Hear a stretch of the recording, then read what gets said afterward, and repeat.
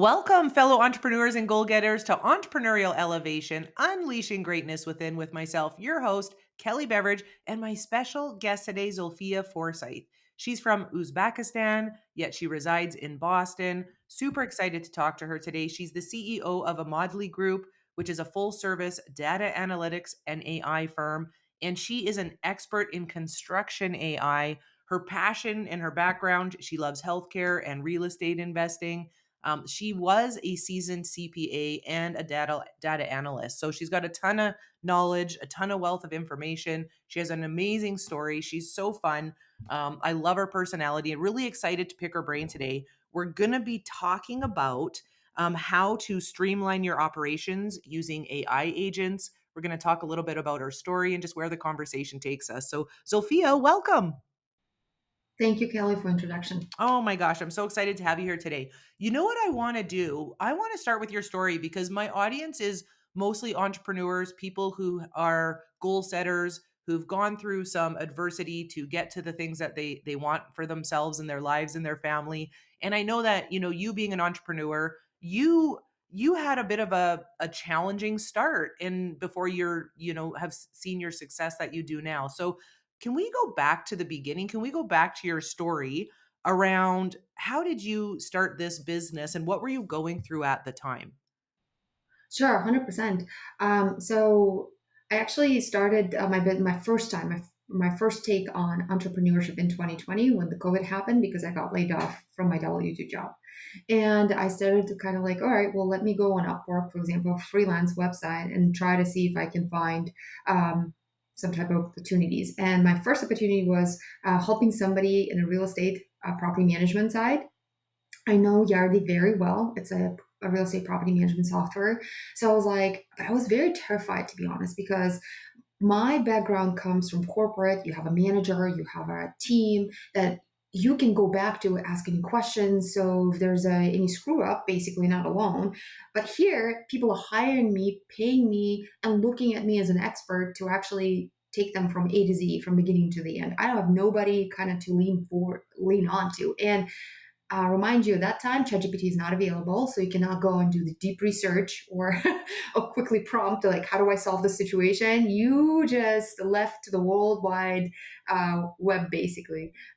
But I took on, and it actually was success, and I still have that check that I from money that I made. I think it's like $4,600. I was just like, "Wow! Like I can make money. This is fantastic." I still have that check in my Boo folder. I have it clipped, just something. It was just a confidence that I could do this. I still then after that I got a W job and I kept this going. So I'm passionate about real estate investing. My whole thing why I kept it going because we got the real estate property and we got a multifamily, and it was a pretty scrappy multifamily. So meaning like I don't know if they updated the pictures on Google by now, but it literally was like squirrels running in the attic, basically. So, and when I got this property here in the suburbs of Boston, I was just so excited to get my offer accepted. And I remember during the inspection, I walked in, I was like, what did I just buy? I just bought like a crooked house that's 1900 since 1900s basically. But anyways, and I kept my W-2 job and kept that business kind of sitting on Upwork and helping other business owners, and absolutely loved it. I loved helping business owners because I could jump in right away and be like, I can solve your problem. We don't need to go through weeks of interview process, and where it's just like practical knowledge. Here, log in. Can you set up, for example, my property management to make sure I have proper analytics in place, to make sure I have proper setup and implementation, automation in place? Can you actually do it right now? And that's what I loved. I loved just kind of like jumping in, fixing the problems. I'm like, what else? What's next? And in 2023, I got laid off again. So I was like, all right, I'm just going to go and lean into full time. And by that time, actually, I was working till 2 o'clock in the morning. I also got pregnant. With our first son in 2021. So I had my first son while basically doing the renovation on that property, and as well as like running my full time job and the business on the side as well. So I know in 2023, I was like, I'm not a quitter, but sometimes universe just give you a kick and be like, all right, Zulfiya, you cannot keep working till 2 o'clock in the morning with a like infant basically that you have, a little child that you have. and I just went on it. So yeah, I think one of the things is just I just kept going. I just knew that passion was just to make extra money, but then it evolved into now I have these clients that became someone that I care about, someone that I want to succeed, and like what else can I do, how else can I help, basically. And I just now building the team, hiring the team, and now it's another thing. Kelly, I used to volunteer in my corporate job, and I remember one thing. I used to volunteer at a women's shelter. I used to do big city, big brother, big sister program as well. And I remember my friend, after one of my volunteering events, like after work, I will go and volunteer at a women's shelter, and he would tell me, "No, Zulfiya, you really could help somebody by, you know how you really can help somebody by giving them a job." And almost at that time, I was in a corp as a corporate, like I had no, that was way before I didn't even know how to be an entrepreneur or even have that on my horizon that one day I will have a business, one day I will be able to hire somebody. That was just like, that's just something just so big to me, something so impossible. So when he told me that, I almost felt like, what are you saying to me? You're saying to me that what I'm doing is not helpful? Like me volunteering, and you tell me you really want to help somebody, go give them a job. And now that I have a team, when I started getting business, I realized, oh my gosh, like having how hard entrepreneurship could be, but having a team, seeing somebody that goes from entry level to mid to senior, and now their whole life has changed, their quality of life, their purpose of life. And they tell me, like, Zulfiya, when you hired me, I was a entry level, and now I'm a senior. And like, they sometimes they move away, find another job, and they tell me, like, thank you so much, I would never think I will get that job, but because of you I did. And I just, that's like, that's just something that, it's like, oh, okay, this is all worth it, 100 times and over. Oh my gosh, right? And so, you share your story and you make it sound simple. Yet a few things that you shared, like one, I love that you still have the first check you made as an entrepreneur. I think that's a big deal when we go from employment into entrepreneurship. Even if you make $10, it means you're an entrepreneur. It means you made money working for yourself, and to be so proud of that, because it's a big deal and it's a big step. And then in 2023, not expecting it and losing your job while you're pregnant, I think I remember you telling me too that your husband got laid off at the same time. So that was interesting. Yeah, in 2024, then what happens is, so 2023, my son is almost what, 2020, so almost like year and a half. He's late in 2021 was born. Then in 2020, as I go 23 full time, in 2024, my husband gets laid off, and we were trying to have a second child for over a year. And then I find out I'm pregnant as well. So I'm like, here I am, pregnant about a second kid. My husband gets laid off. I am just panicking. Now I'm sole breadwinner of the household. And like my marketing is not in place. I don't even know how to make one reel. I don't even know, like, I would watch on Instagram. How do they do this? How would they do like these reels and make it so interactive and so interesting? I would not even know how to put the case study together. Just like I was basically lost. I thought, I'm not gonna have my business.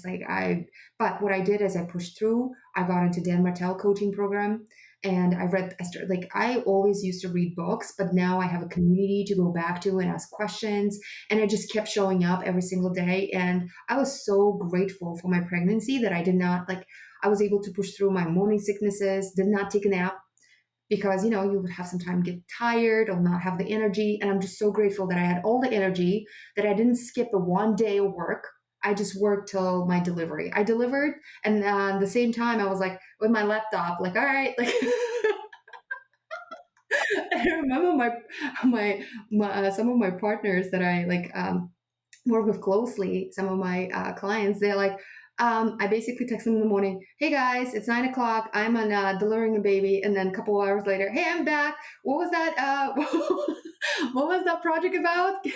Can you tell me more, a little bit about details so I can put a proper estimate? And they're like, what are you doing? You're crazy. I love that.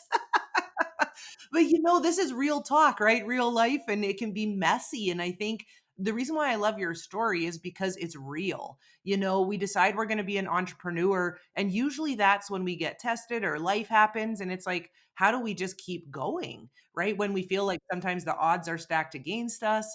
I'm curious because you started to say what I started to do was I got some coaching, I joined a community. So what would you say before we dive into the topic of, AI and AI agents?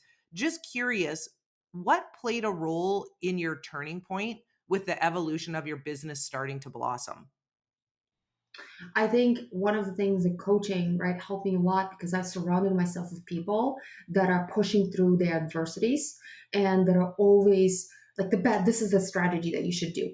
This doesn't work. Go there. So instead of me banging my head and trying a million things, like on the marketing side, for example, now I have a friend that jumps on a call with me and audits my calls and tells me, Zulfiya, don't do this way, put the package this way, like this is how I'm doing, let me show you.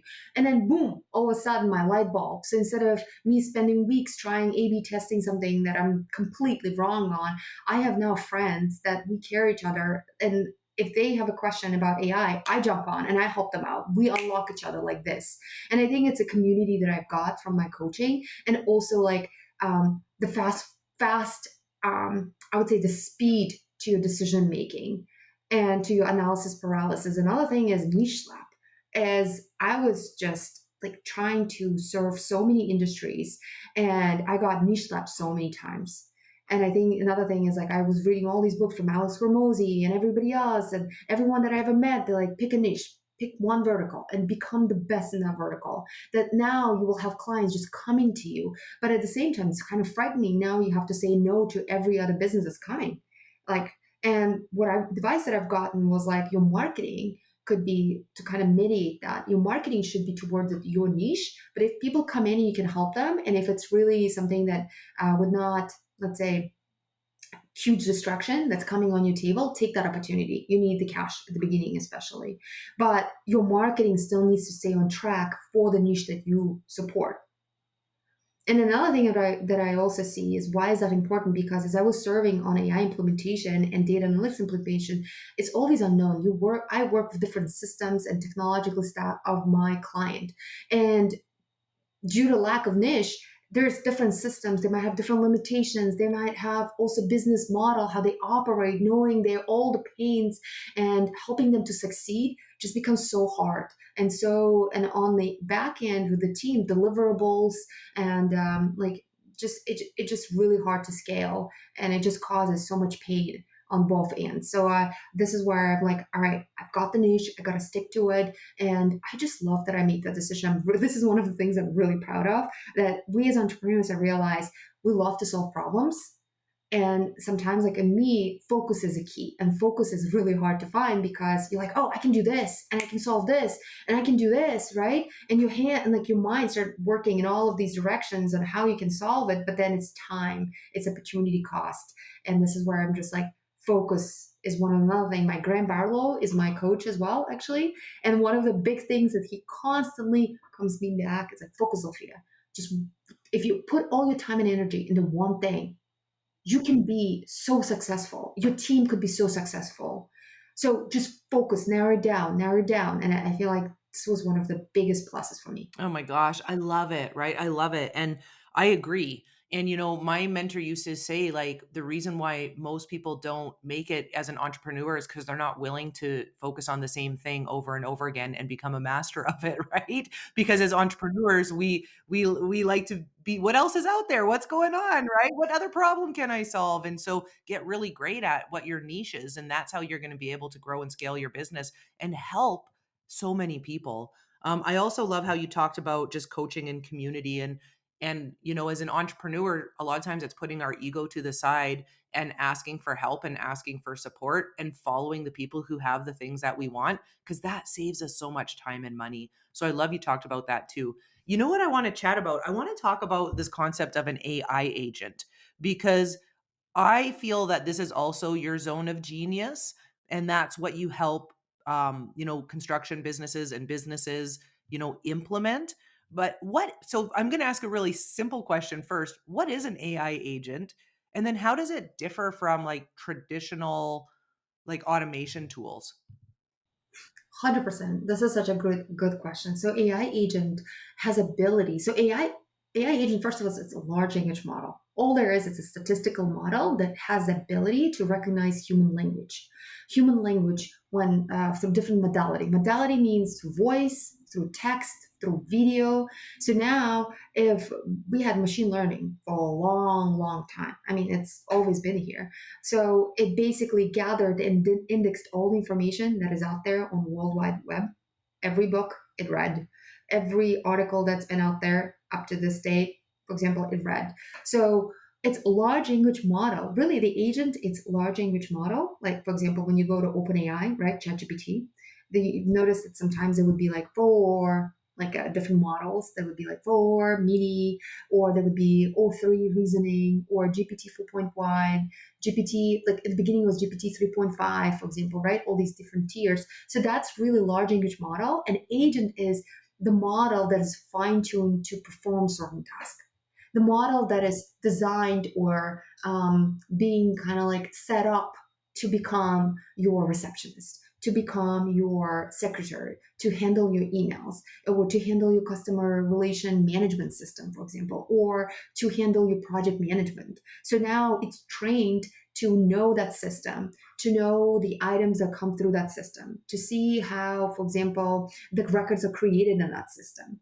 And now it's essentially basically now you have, if we look at like data, it's just now having ability to have a conversation with that data because now it recognizes the human language. So anytime you type to it, what it does on a back end, it literally converts into numbers. So whenever we do ChatGPT prompt, we see the words, but the models behind it, the statistical models, they literally convert that quickly into numbers, and it's an entire matrix. Oh, if Kelly's asking me about, for example, business, then she probably wants to know about money. Then probably she wants to know about, like, for example, let's say, uh, business types, or that she then also wants to know business books, business podcasts, or business influencers. And it just is really on the back end, it's trying to find similarity. What's a word that you put in there? What's the next similar word that's probability word that's associated with that? All that's all what's doing. So now you attach voice to it or like text messaging. Now it's just now recognizing that and doing like processing it at much faster speed. Yeah. Oh my gosh, I love it. Thanks for explaining it. And so here's my question, two parts. Do you feel that every entrepreneur slash business owner, it would be to their benefit to have AI agents in their business? And then can you give some examples of what the benefits would be on a day-to-day basis? Oh my gosh. So where we're moving right now with the world, the AI agent or the AI system operates are moving so fast. You see Google, you see OpenAI, you hear like, for example, Microsoft, right? Advancing, investing billions of dollars in building these data centers. So as the world becomes more digitalized, then now you have these basically machine learning models, the algorithms on the back end running and synthesizing, processing that all information and spitting it out to us basically. Because then now they can connect on the back end as fast as possible and recognize your human language. You can really talk with it right now. So as we advance, if you're a company right now and you don't have that innovation in place, you're going to fall behind. That's 100% because now your competitors are onboarding that at the speed. Like, for example, if before, so let's say this, before AI came in, right, there was internet, there was YouTubes and Googles. You can literally learn anything on YouTube. All you need is curiosity and time to put into it and focus. But now imagine people that have not leveraged that skill and improved themselves now, but versus people that have, and now they have AI, the acceleration point is thousands percent. So everyone who has not been using YouTube's and Google's to learn and make their business better, or onboarded consultants that know all that knowledge to make their business more efficient and owner less dependent, basically is going to be competing with people that done that and now they use AI. The gap is going to be on a social level and economical level. So what I would say is for every business, one of the use case scenarios, right? Like literally every service business. I help, for example, HVAC companies, I help junk removal or moving companies or even fire alarm companies, right? So construction service companies to streamline the operations because what I see is numbers are staggering. So this is what happens. Over 65% of calls, incoming calls, do not get answered.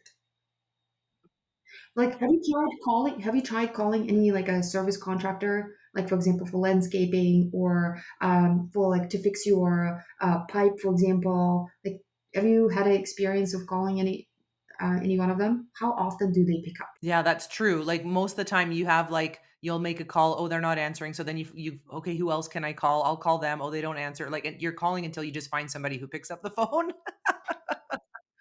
So now, what's happening when we work with them? We've noticed that 65% of calls get missed. But here's the thing: that is not apparent to them. What they see drop in the revenue. They see the outcome. They're like, well, I don't have enough revenue. I'm going to go spend marketing dollars on basically getting more leads coming through the door. But then what I've noticed, because I'm on the analytics side, I can see where the gaps are in their business operations, where the leakage is.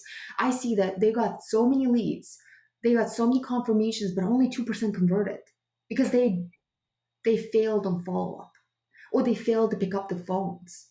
And then out of the 35% that they pick up the calls, not everybody converts. Because people ask for information, for quote, let me think about this, right? So then now they're like, their hands are dry.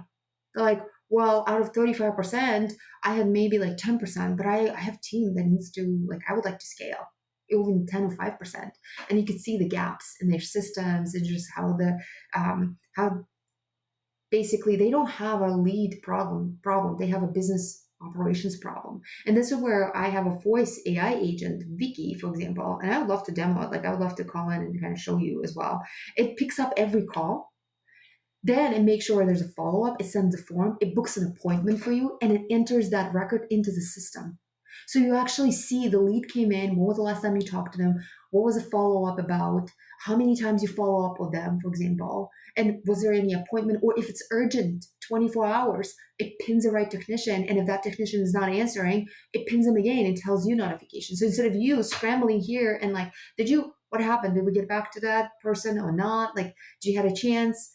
So we also see that there are a lot of phone systems. For example, most of them will leave voicemail. Like, for example, if somebody did not pick up the call, the voicemail will come onto your email and you have to listen to it. Kelly, you know how many people have to listen to that voice recording on average? At least two to make a judgment on what's happened. And then they have to remember, oh, if that's a new thing, oh, and then I have to ask Bob or somebody else, for example, to figure out what's happening. So just so much time wasted right there. And if you don't have places like that, your competitors are having, and now they're catching the net. And we know that if you're not catching the net, they're moving to the next contractor. And we know that customer acquisition is very expensive. Yeah, that's thanks. That's a brilliant example you just gave because I can just see how that happens in so many businesses. And that it really is looking at, hey, where's the source of the loss of revenue here, right? And if we're going to spend money, let's spend it in a way where it's going to solve the problem. And most of the time, it's business operations and how to improve them. And I'm just thinking as you're speaking because it makes so much sense to me. Yet I'm curious, what would you say to those who are listening? And I'm sure you've come up against this where people understand it, they get it, but there's a fear of one applying it because they don't understand AI. Number two, there's a fear of spending the money, like, will it work? And like, I'm going to be spending X amount of dollars for this AI agent. And then the time like for them to understand. So like those fears that will probably pop up for people, right? Like understanding it, not knowing it, the time, the money. What would you say about that? 100%. I think the money is the way you look at this. For example, there's a real case scenario when I talk to my clients, and they say, well, we have answering a service. But answering service is not after hours and not on the weekends, and then they do not log the information to the CRM. And then, so that's one thing, right? Because you want to log the information, you want to know who's calling, you want to have these follow ups, you want to have why people refused your service or were they lost, like what happened basically. Um, and then when we rely on humans, we're all humans. We want to do work that fulfills us. We sometimes are we inconsistent, right? So what I also hear from them, oh, they forget to enter the information. For example, or manually they would enter, they would the notes, the conversation piece. For example, what they talked about, they have to remember the conversation that they talked about and then put the notes in. All of that could be streamlined. AI already recorded that and could put summaries on the phone calls right there for you. You can transcribe it and you can actually read what instead of even on Go High Level right now, for example, the phone calls would be like a recorded little like a MP3 that you have to listen. So what I see if the for example they have an office manager and now they didn't respond, now the owner will come in after hours and listen to it and figure out what's happening. Would they leave the voicemail? What was the conversation about? To kind of now it's a double down work.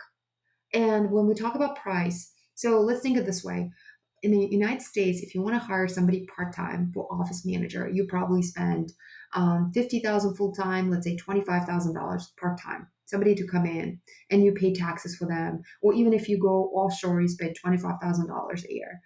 However, when you're getting there, you still, for the part time person, they not full time, they're 20 hours a week. And 20 hours a week, they cannot pick up every call and they cannot basically enter every conversation into your CRM with the old details. It's just humanly impossible.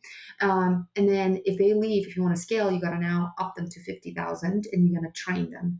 If your business scales now, the training and the person leaves, right? We're all humans. We want to take vacations. We have life matters to come up. Now you in this perpetual training zone. With AI, it's gonna cost fraction of that. And you train it once. And then for initial onboarding. And you can basically add on to it. Now you have a scalable system that grows with you. And actually now you put people where they are the best. The people I believe are the best in creative work and work that fulfills them. And I see that a lot of times, like nobody wants to do admin work for a long time. They just get bored. They get inconsistent. You don't get good results just because it's boring to do data entry. And it's these are the jobs that are gonna go away. Data entry, admin work, recruitment is another actually jobs that's just gonna go away. And we need to make sure that our people are trained to take on additional jobs that AI will create. Guess what? These AI agents right now that I'm creating jobs. How? As I implement these systems, now somebody has to monitor them. Somebody has to manage them and oversee them to make sure that they don't hallucinate, to provide the right information. The guardrails are said, meaning guardrails, there's a guidelines and are followed in terms of what information to provide, what information to ask. So that all needs to be maintained as we onboard. In the future, there are going to be so many AI agents more than humans. And guess what? Google right now is about to release AI voice calling for consumers. You know what does that mean? So what they're doing now, Google is working on AI voice calling. So now you don't need to, if you pipe burst, you don't need to go down to the Google basically reviews and find a person. Google will have call you on your behalf and now collect the quote information, collect the availability information, and come to you. So the future is Kelly. Literally, this is the future.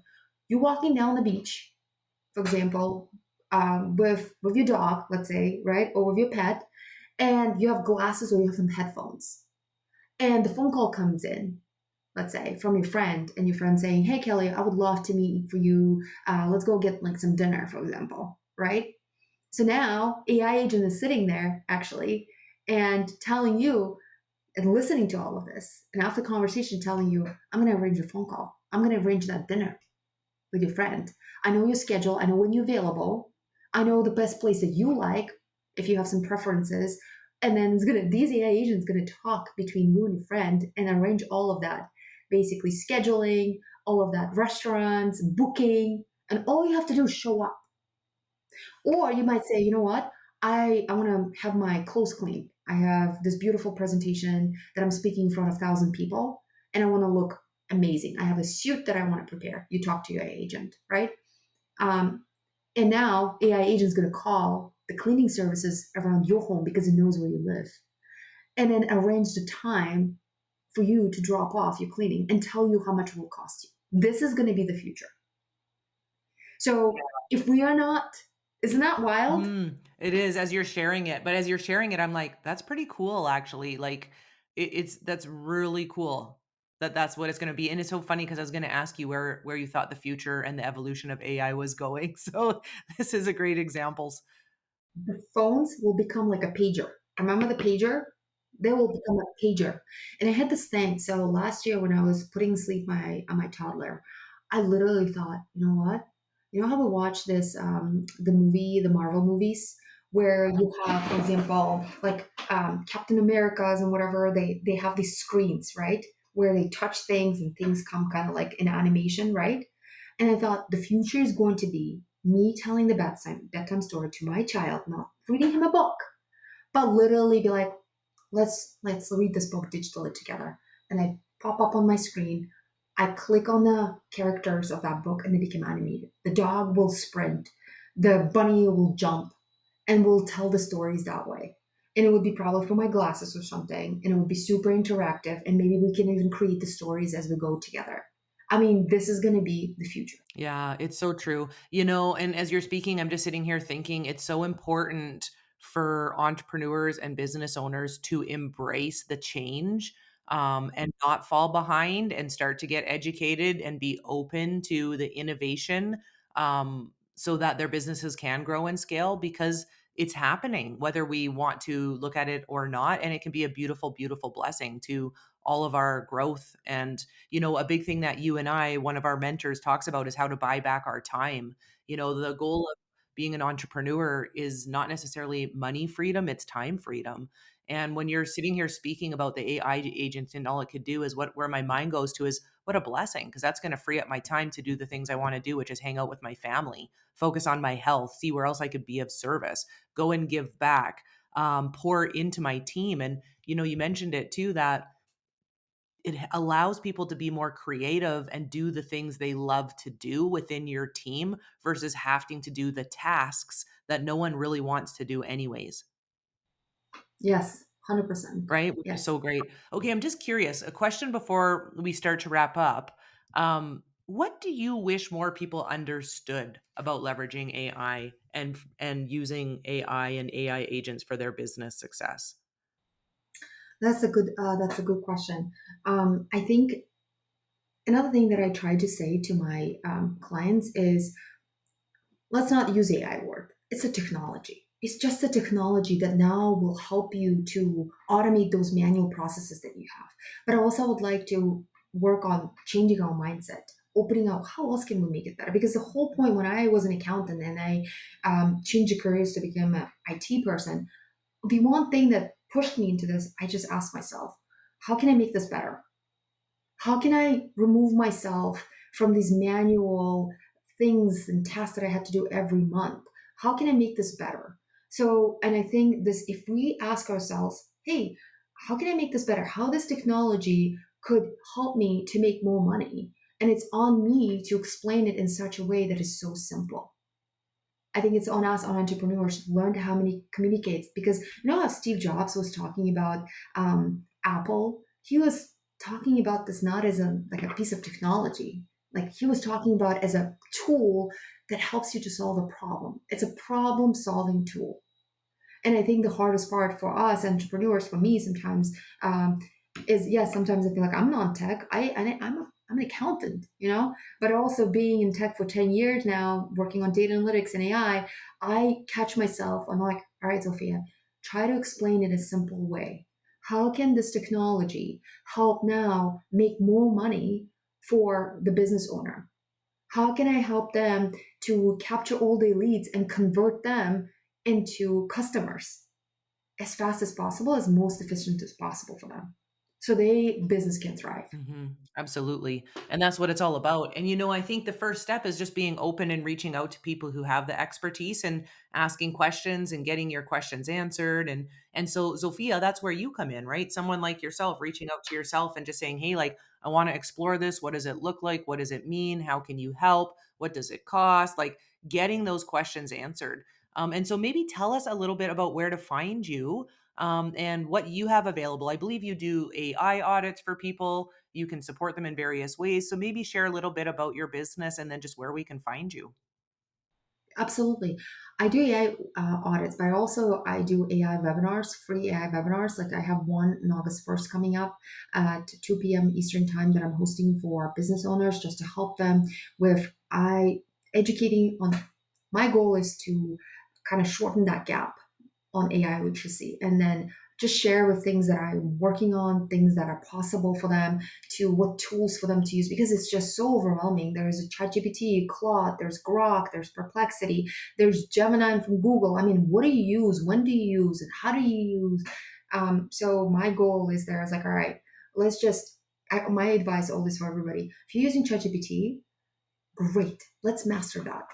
You don't really ChatGPT right now just to start. You can get images out of it. You can get posts like for your social media out of it. You can get ideations out of it. You can help basically also maybe give you some ideas for how to streamline your business operations. Kind of like it's a great tool, and it's you can speak to it. You can take so multi-model, for example.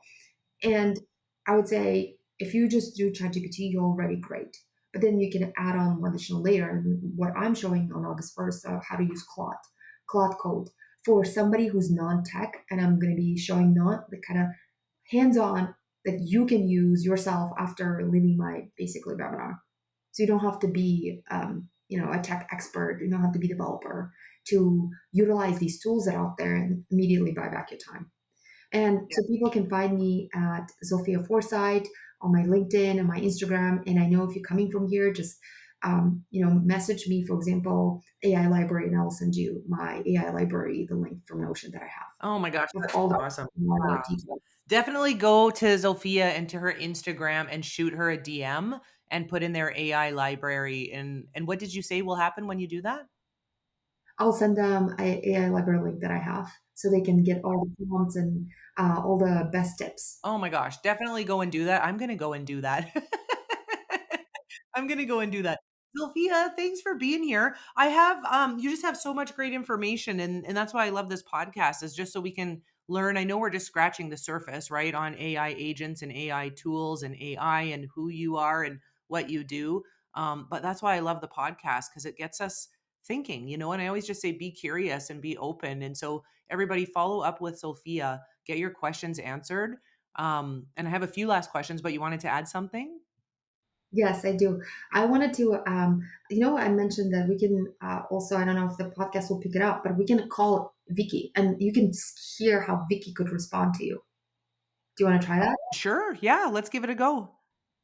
Okay, so we have this HVAC Vicky. So she's there to respond to HVAC questions and kind of help to book appointments and the quick forms to make sure that the calls are catched.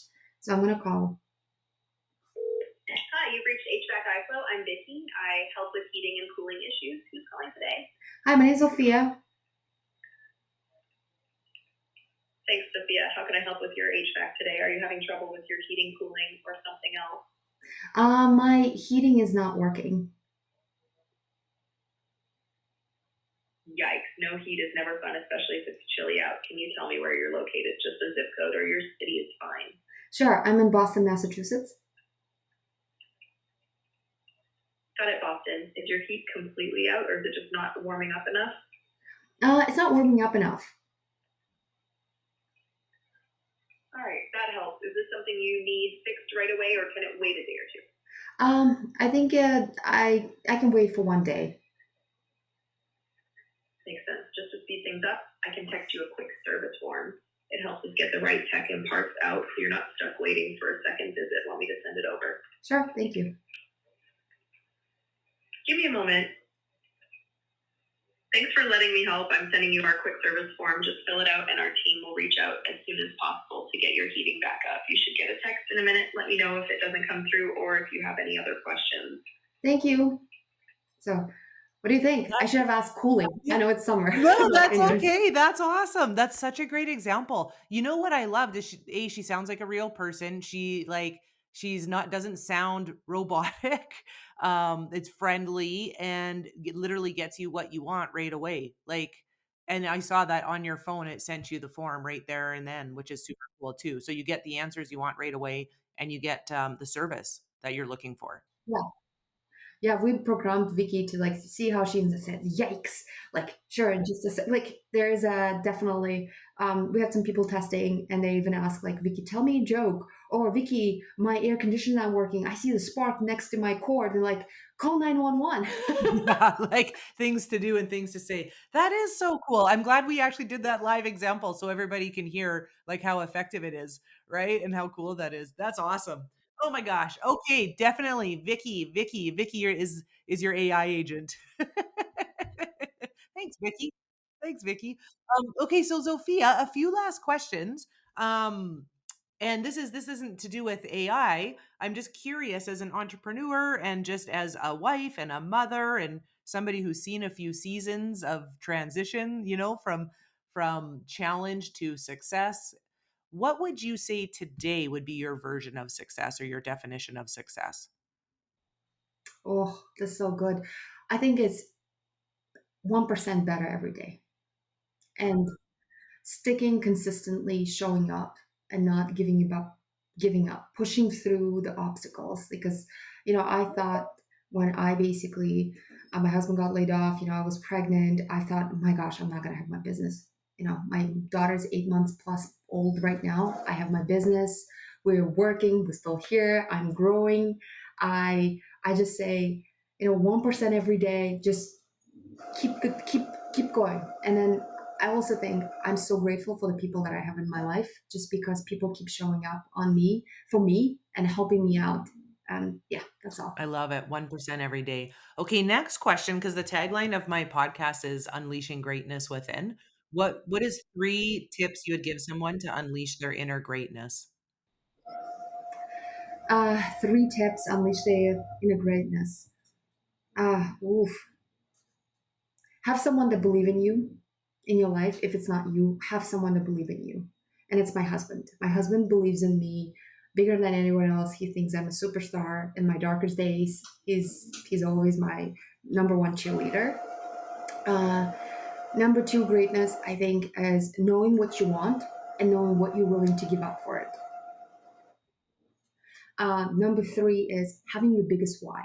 My why is my children and my parents. I love it. Okay, last question. What would be a call to action you would give the listeners today based on our message around embracing AI, using AI agents, being open to innovation? What's one call to action they can get off this episode and go and implement this week into their business? Every day try to either have an expert, get someone with you that knows AI and can do AI audit for you, kind of look at your processes and figure out where the opportunities for you to automate to buy back your time immensely and stay competitive in this market. And also I would say, maybe, I know we're all business owners kind of busy, but allocate some time to maybe join these masterminds, or even if it's not a mastermind, on your leisure time, maybe allocate some time where you can go on YouTube and a little like learn about AI. Yeah, that's awesome. Okay, everybody, right? Go do it. Definitely reach out to Zulfiya. Zulfiya, thanks for being here today and just sharing and educating us and um, basically asking us to be open, right, to what's to come with AI in the future for our business. And so just really appreciate you and appreciate your time.